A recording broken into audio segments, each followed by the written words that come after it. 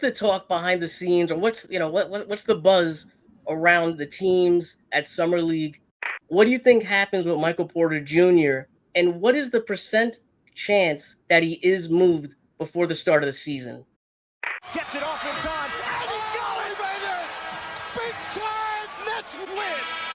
The only Net fans you know? The only Nets fans you know? Man. I mean, come on, man. Or are these guys? Welcome back to the Only Net Fans You Know podcast. I'm Peter. Welcome to episode 128. I have a very special returning guest today, live from Las Vegas, NBA Summer League, Nets beat writer from USA Today, Nets Wire, Sharif Phillips-Keaton. What's going on, bro? Hey, what's going on, Pete? I always love coming out to Vegas, seeing as they say, the young stars of today. But very cool environment, super hot. So I'm not outside unless I'm going to the Uber. Before we jump into everything, what's the talk behind the scenes, or what's the buzz around the teams at Summer League? Is it LeBron? Is it the Kawhi situation? Is it Tyler Hero getting punched by Bam? What's the buzz? Well, I will say up until the news came out of Bam and Tyler Hero's scuffle, if we can call it that, it seems pretty one-sided. The buzz, understandably, is just like where is LeBron going, especially because it seems like there's a report, or at least two a day, where it's like, oh yeah, LeBron could likely go to, what was it, the Cavs, the Heat, or the Sixers, and then there's a report like he hasn't written any team off, and it's LeBron James, and it's likely his last year, even though we've been saying that a while. So yeah, I would say that was probably the buzz. The Kawhi stuff seems a bit, I don't want to say like underwhelming. I don't know if that's the word I want to use, but just because it's been a long investigation. It's like, what are we waiting for? It's either the Clippers did something they weren't supposed to be doing with the salary cap circumvention, or they didn't. But it shouldn't take almost a year to figure that out. Like, let this, either he did it or he didn't do it. So, and then the Bam Tyler Hero stuff was, I'm not gonna lie, I was one of those people who saw the tweet and I'm like, did someone take Sham's phone or something like that? Because this seems like fan fiction or something like that. But no, I mean, Tyler Hero had the evidence on his face, so I thought that was an interesting thing. But it's Summer League, everybody's here, so it makes sense that would happen. Well, we've seen Mikel Brown Jr. 2 games with the Nets already. Against the Knicks, he put up 20 points, 16 points in the second half, shooting 6 of 12, 3 of 6 from 3 assists. Has he been as good as advertised? I think so. I think Mikel has shown, at least in spurts, what the scouts saw for him at Louisville, even before, while he was still kind of dealing with that back injury. Stuff like that it affects everybody differently. But at the very least, it takes some of your athleticism, and then if you're dealing with it for a while, maybe certain movements you're trying to avoid to prevent like a setback or something. But yeah, honestly, the way he looked against the Knicks last night, just like not even just the passing and the shot making, but just like how he was getting to his spots, especially in the second half, it looked like he was putting spin moves here and dancing here. Like that's kind of like what I assume made him so interesting to teams, was like that extra burst of athleticism to get where he needs to go. And I mean, as long as his back keeps getting better, I mean, this season will be interesting to see from Mikel. From the little time that you've been around the team and around him, has anything stuck out to you from either him or any of the teammates or any of the staff about him?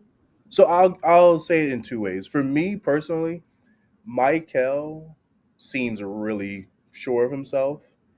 And I mean, not that's, I think it's just interesting, especially for a guy like that. Like he, when we were out at the combine and then at the draft, and I would say I was one of the people that always asked him about his back injury, because that could be something that could have really affected his stock. And then he went to the combine and did whatever he needed to do to convince teams that, hey, this back injury is just like something I was dealing with. Like I can hoop. But throughout the process, from I guess May with the combine until now, he just always seemed confident in himself. Like I think yesterday was probably the third time I've heard him say he's a savant when it comes to like basketball. And I mean, like, like he's 20 years old and it doesn't seem like youthful confidence. It seems like real, like, yo, I know what I'm doing. I would say that's been the thing that stood out about Mikel the most because, and it's not like he played well against the Knicks, but, in the California Classic, the one game he played out in there in Sacramento, 10 points, 4 assists, and didn't like shoot particularly well, but he still seemed the same way. So I think that's been the most interesting thing is like he just seems very level. Like it doesn't seem like he gets too up or too down. He just seems like a really confident 20-year-old.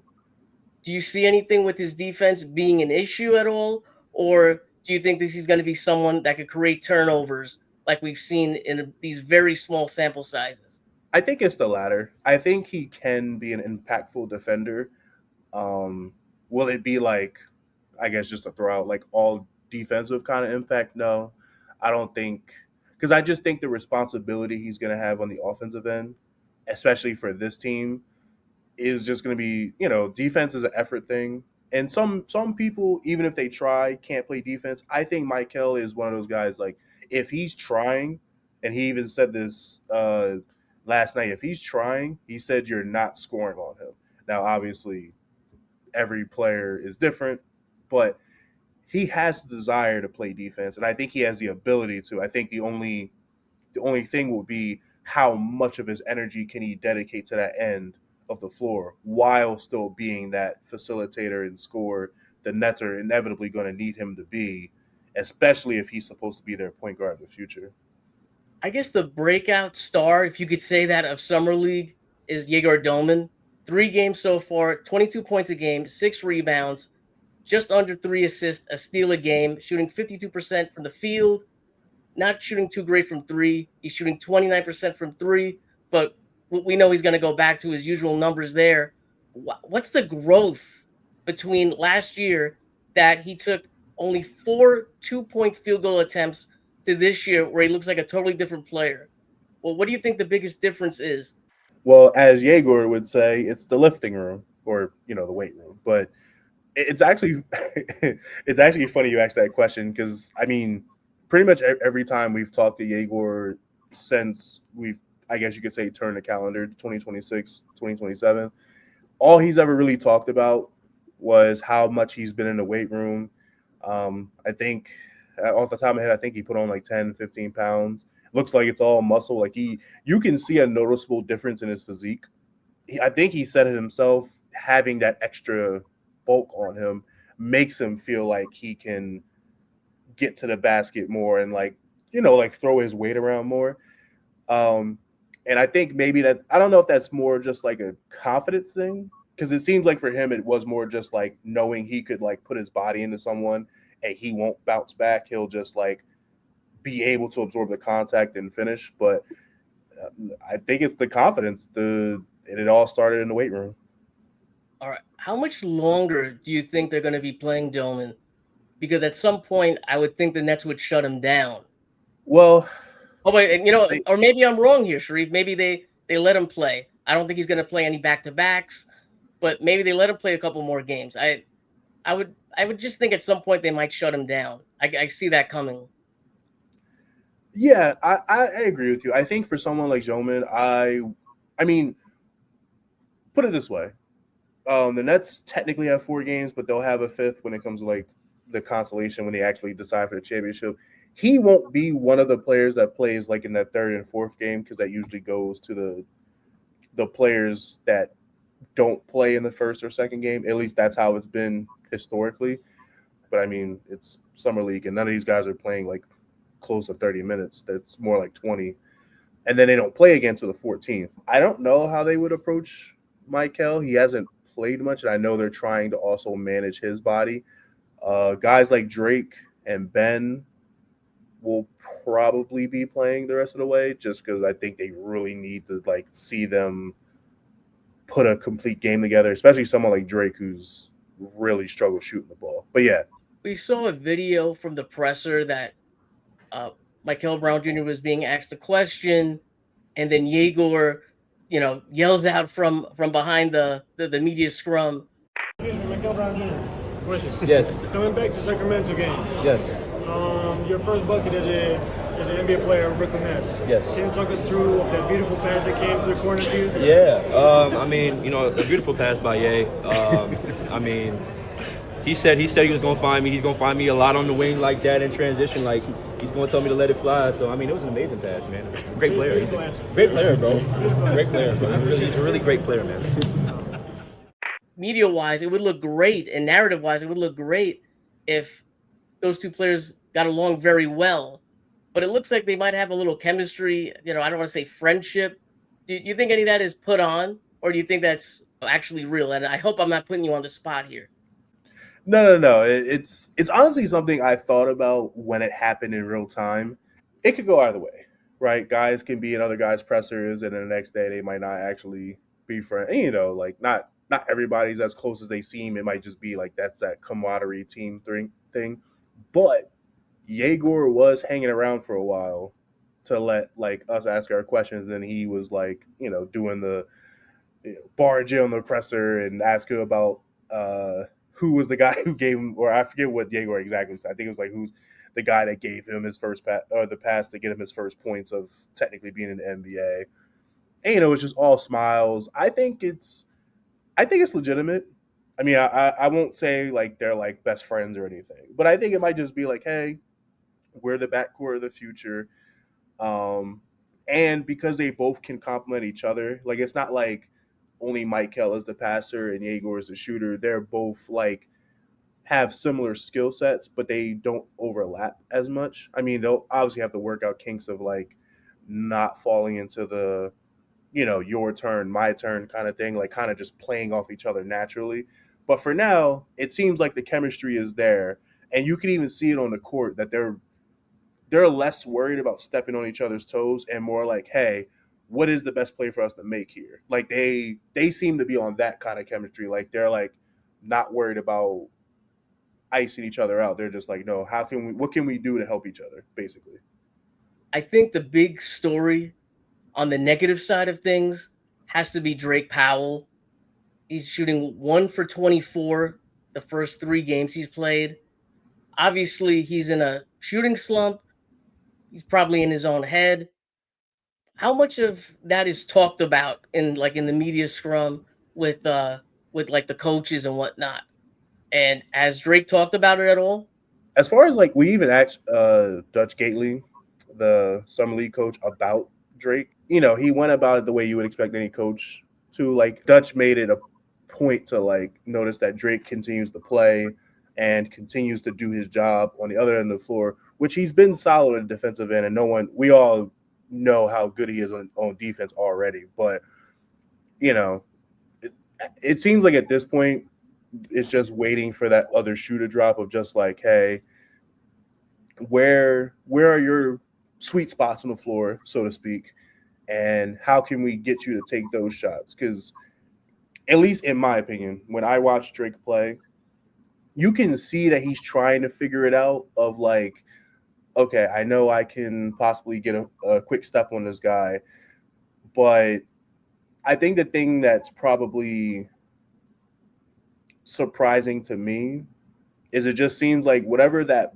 burst is that he can show at times, it's coming out inconsistently. I don't know if that has to do with like his ball handling or the timing, but it's like there are players that he clearly has a step on, it's athletically, but he just can't turn the corner.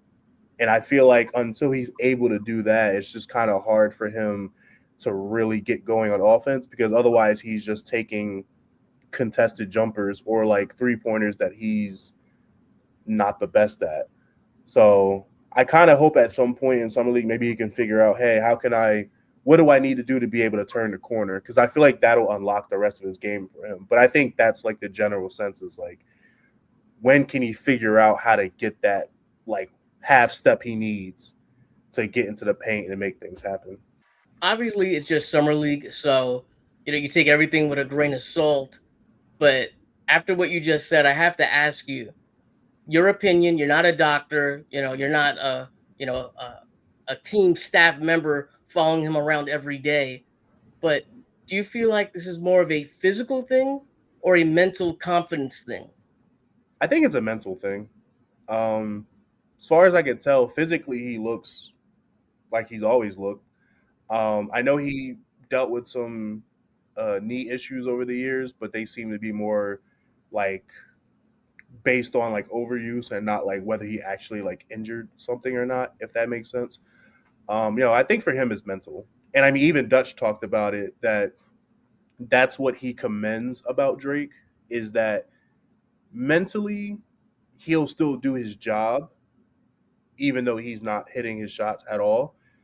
But I think the offensive end is like a mental hurdle for him because you can once he starts off a game and let's say he starts off 0 for 3, 0 for 4, you can kind of see it like playing in his head, like, hey, like what do I have to do if I'm getting open threes, they're just not dropping.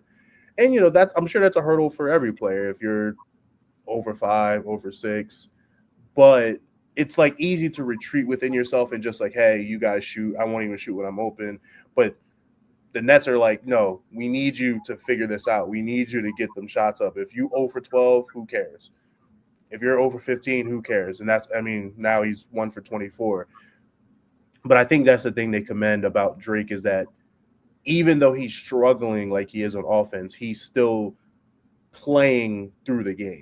And I think that's better than if he was like 1 for 24 and his defense was not up to par. So at least that's a good thing. But yeah, I think the offensive struggles are just more mental than anything else for him. With Ben Saraf, from the minutes you've seen from him, have you seen any improvement in his game? Because I think there's a lot of fans that are watching him and they're not seeing too much improvement.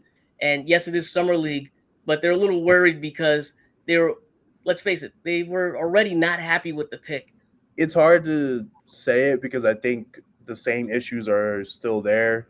He's talked about, and he talked about this with us before they actually left for Sacramento, that was like his main focus this offseason was working on his jump shot. And I will say this is probably where I've always differed from most people I've seen talk about the Nets is I like the idea of Ben, if that makes sense. Like he's a little bit of a bigger, I guess at this point he's more of a point guard than just like a guard who could play both spots. Because I think for him to play the two, he got to be able to shoot. But we've seen him have the burst. Like he's one of those guys I think that doesn't have much of a problem of turning the corner on some guys, or if he gets stopped on his initial move, he's able to, pull out a spin move or a little cross here to get like I don't think getting to the rim is his issue. I think it's always been finishing once he gets there, which I don't think we've seen much of so far in summer league. But yeah, the jump shot is just not there yet. But he says he's been working on it. So hopefully maybe today, or I should say tonight, or maybe if he plays in the third and fourth games, maybe he'll show that more. But it's hard to say he's made much of an improvement based off what he's put on tape so far. But I'm higher on Ben than most people, so I might be taking it easy on him right now. You might find this interesting, but I kind of fall into that same boat of I see the vision. A guy taken in the late 20s, I'm not expecting a starter. I could see him being, a 15-minute per game backup point guard that you bring in when you need size. He could pass the ball. Obviously, he needs to work on his game, but I do see the project here. I do see the vision with him. So I was asked to ask you this question in particular because I don't think anyone's brought this up. Maybe it has, but how exactly did Nolan Traore get hurt? Because we know he went under the knife, but I don't think the injury was really talked about much.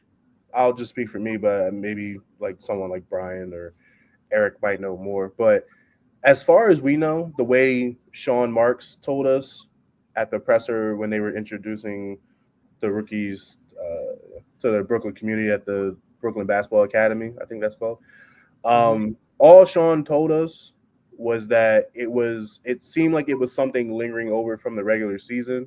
I think at that time that it dawned on me. I do think there was like a stretch of maybe like a week or so where Nolan didn't play due to like a knee injury, and then he ended up playing. So I don't know if it was anything. I mean, he went under a knife, so I'm sure there was like something there, but I don't remember the nature of it. I'm sure he got it from playing, but it might be more like an overuse injury, I guess, because he was able to play through it. So I guess it wasn't something super structural, not speaking in the most medical terms. But that's how Sean told us about it. It was something that carried over from the season, and I guess it wasn't bad enough that he needed to have surgery then and there, but it was something that needed to be addressed before next season if he wants to, I guess, go back to 100%. So that's the most we know from what Sean told us. After the Julius Randle trade went through, the Nets have about $11 million in cap space left. They have a room exception for around $9 million. Mo Wagner's contract is still not official. We could talk about the whole Kawhi Leonard thing, the whole LeBron thing, possibly holding up other moves. So I don't want to go into that. But what I do want to go into is what Brian Lewis said on Eric Slater's podcast, I think it was about a week ago or so.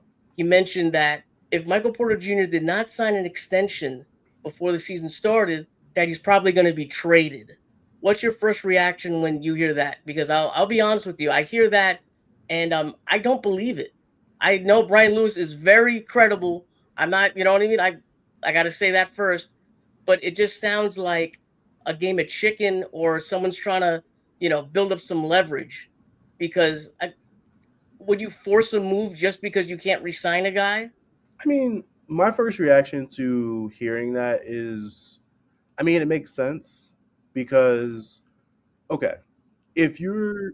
I'm going to cut you off here for 1 second.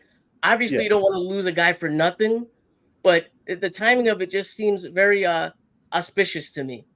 I'll say this, and at least this will be mostly from my understanding of the situation is, after the season ended, MPJ said that he wanted to sign an extension. He said all the things you expect players to say, like, I want to stay, I want to keep building, all those things. But at that point, because of, obviously, he's not getting the money, the maximum amount of money he's eligible for. I know Bobby Marks set off some Nets fans with how much MPJ is eligible for. He's not getting that from the Nets. But let's say, and I mean, we've talked about this too, like if MPJ wants $40 million and the Nets want to do like $30 million, if they can't come to an agreement, I mean, you kind of said it yourself. I mean, are you just going to let him play out the whole year and then get nothing for a guy who might make the All-Star team next year, or at least if not was close to making it this past season? It just kind of makes sense. And I mean, I know you wouldn't get much for a player on an expiring contract, but if you can't get him to an extension you're comfortable with, it basically would just come down to, do you pay MPJ money that you're not comfortable paying him just for the sake of keeping him here? Or do you, I don't want to say play hardball, but I guess that's kind of what it would come down to. Do you basically say, hey, if he won't sign for what we want to give him, then he's gone at the deadline no matter what happens, and hope that you can get most of his value back? But it makes sense because it's either you pay him and you keep him, or if you can't come to terms with an extension, he's gone. That happens to most players. So honestly, it's not surprising to hear that. And I mean, they have I'm pretty I would have to double check this, but I'm pretty sure they have until the start of the regular season to extend him. So if you're just waiting to see what the entire team looks like before that, that also makes sense timing wise. But yeah, I wouldn't be surprised if that's where the situation is now, is he extends, we're not talking about trading him anymore, or at least maybe not the deadline this year. Or if he doesn't extend, I mean, trading him is better than letting him go for nothing. I see a lot of fans say, oh, Pete, why don't we just wait until the trade deadline and then move him? And I think if you do that and you're Micheal Porter Jr., you're going to be a free agent in 2 months? I probably would not sign an extension there unless I'm blown away. I would just say, hey, I'm just going to wait 2 months. I become a free agent, and then I can start a bidding war, and everyone can get involved in this. So is there a little pressure on the Nets to get this done? I'll put it this way: if they want to make sure this team is good enough to, let's say, get to the play-in, and then maybe build on that, I think it's pressure from that standpoint because,